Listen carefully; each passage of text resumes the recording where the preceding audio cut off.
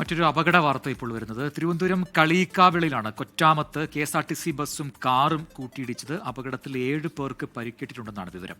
റിനു ശ്രീധർ വിവരങ്ങളുമായി. റിനു, ഈ അപകടം ഉണ്ടായത് എപ്പോഴാണ്?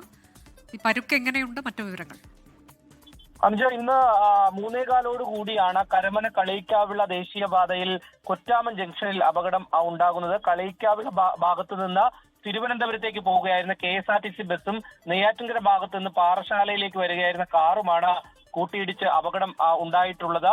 ഈ കാർ നിയന്ത്രണം വിട്ടതിനു ശേഷം ഒരു ഓട്ടോറിക്ഷയിൽ ഇടിക്കുന്നു.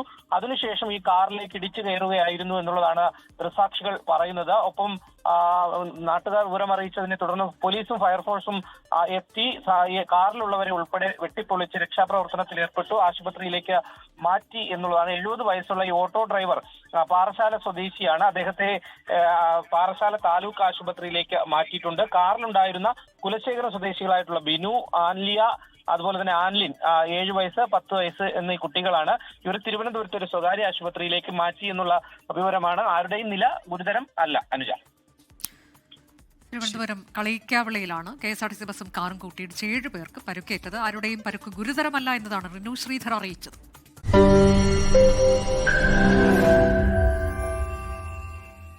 ലോകത്തെവിടെയായാലും ഏത് സമയത്തും 24 വാർത്തകളും ഓഗ്മെന്റഡ് റിയാലിറ്റി പാക്കേജുകളും എക്സ്പ്ലെയിനറുകളും വിശദമായി കാണാൻ ഞങ്ങളുടെ YouTube ചാനൽ നിങ്ങൾക്ക് സബ്സ്ക്രൈബ് ചെയ്യാം.